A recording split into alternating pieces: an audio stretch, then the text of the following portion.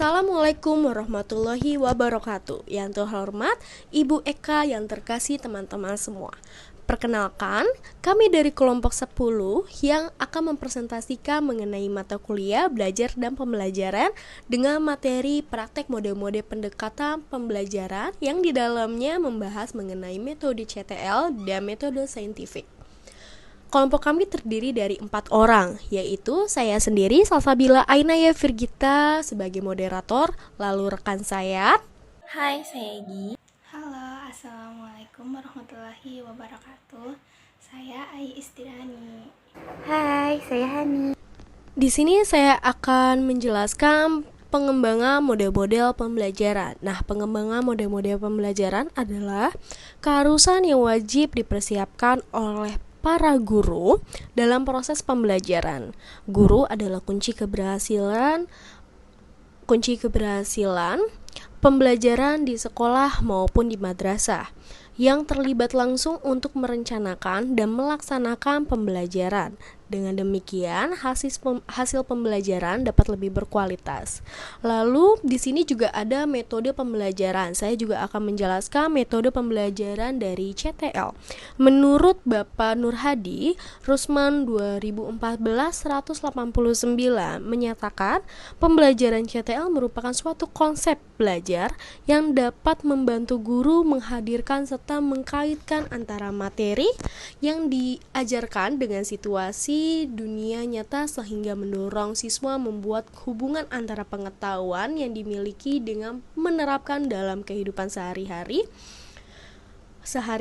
dengan sebagai anggota keluarga dan masyarakat.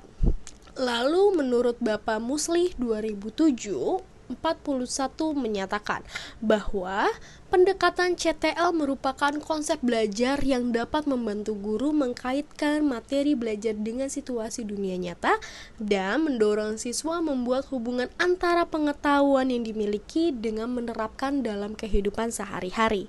Siswa memperoleh pengetahuan dan keterampilan dari konteks yang terbatas sedikit demi sedikit dan proses mengkonstruksi dengan sendirinya sebagai bekal untuk memecahkan masalah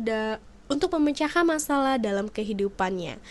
Nah, berdasarkan pengertian di atas, tampaknya bahwa pembelajaran CTL memungkinkan siswa menghubungkan antara hal-hal yang telah dipahaminya dengan fenomena-fenomena yang ada di lingkungan sehingga menguatkan pemahaman terhadap suatu permasalahan atau dapat memperoleh pemahaman yang baru dalam suatu permasalahan. Dalam hal ini dapat meningkatkan hasil pembelajaran. Nah, untuk materi selanjutnya akan dipaparkan oleh rekan saya, Hani. Baik, terima kasih Salsa. Selanjutnya saya akan memaparkan terkait komponen-komponen pembelajaran CTL dan kelebihan serta kekurangan dari CTL tersebut. Nah, berikut ini dijelaskan 7 komponen-komponen pembelajaran CTL. Nah, El-Hefni DKK, 2011.263, yaitu A. Ada konstruktivisme, menekankan terbangunnya pemahaman sendiri secara aktif, kreatif, dan produktif berdasarkan pengetahuan terdahulu dan dari pengalaman belajar yang bermakna. Nah, yang B ialah inquiry atau menyelidiki dan menentukan. Nah, kegiatan ini diawali dari pengamatan terhadap fenomena, dilanjutkan dengan kegiatan-kegiatan bermakna untuk menghasilkan temuan yang diperoleh sendiri oleh siswa. Dengan demikian, pengetahuan dan keterampilan yang diperoleh siswa tidak dari hasil mengingat seperangkat fakta, tetapi hasil dari menemukan sendiri dari fakta yang dihadapi. Nah, yang C ada question, yaitu bertanya. Kegiatan yang mendorong sikap keingintahuan siswa lewat pertanyaan tentang topik atau permasalahan yang akan dipelajari. Nah, yang D ada learning community, masyarakat belajar. Kegiatan belajar yang menciptakan suasana belajar bersama atau berkelompok sehingga bisa berdiskusi, curah pendapat, bekerja sama, dan saling membantu dengan teman lainnya. Nah, untuk yang E ada modeling. Ada modeling itu ialah pemodelan.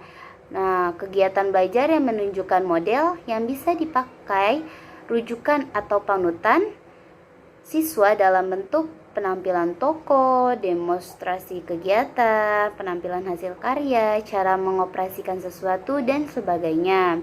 Yang F ada reflection, refleksi atau umpan balik. Kegiatan belajar yang memberikan refleksi atau umpan balik dalam bentuk tanya jawab dengan siswa tentang kesulitan yang dihadapi dan pemecahannya.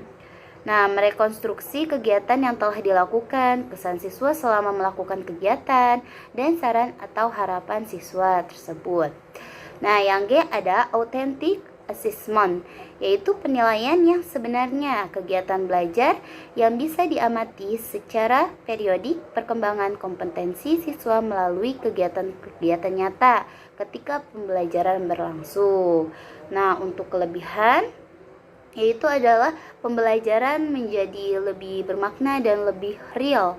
Artinya siswa dituntut untuk dapat menangkap hubungan antara pengalaman belajar di sekolah dengan kehidupannya yang nyata.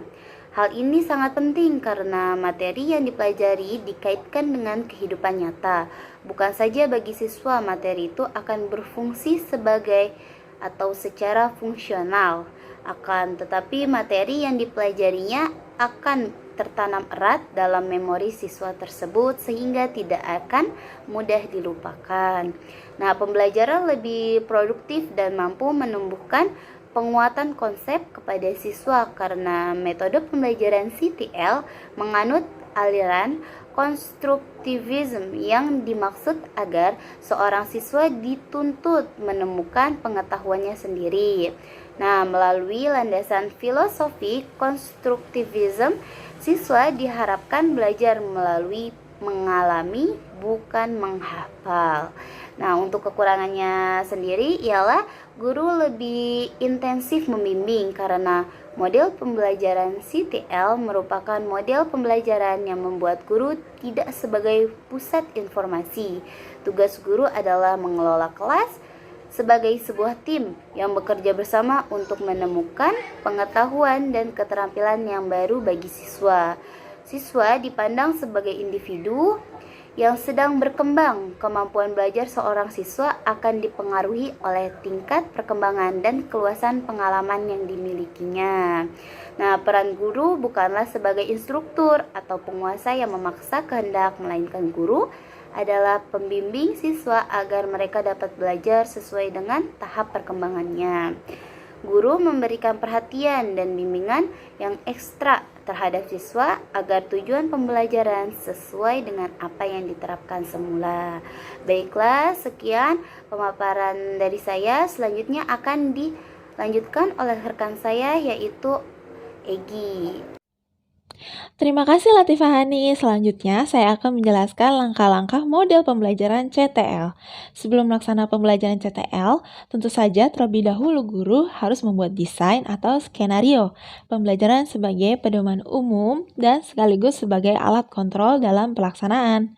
Pada intinya, pengembangan setiap komponen CTL tersebut dalam pembelajaran dapat dilakukan sebagai berikut. A.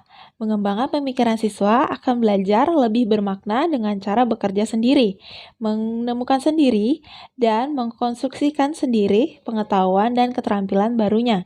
B. Melaksanakan sejauh mungkin untuk semua topik yang diajarkan. C. Mengembangkan sifat ingin tahu siswa dengan bertanya. D. Menciptakan masyarakat belajar seperti melalui kegiatan kelompok, berdiskusi, tanya jawab, dan lain sebagainya. E. Menghadirkan model sebagai contoh pembelajaran, bisa melalui ilustrasi, model, bahkan media yang sebenarnya. F. Melakukan refleksi dari setiap kegiatan pembelajaran yang telah dilakukan. G. Melakukan penilaian secara objektif, yaitu menilai kemampuan yang sebenarnya pada setiap siswa. Pengertian pembelajaran saintifik. Menurut Kemendikbud, pendekatan saintifik atau scientific approach adalah model pembelajaran yang menggunakan kaidah-kaidah keilmuan yang memuat serangkaian aktivitas pengumpulan data melalui observasi, menanya, eksperimen, mengolah informasi atau data, kemudian mengkomunikasikannya.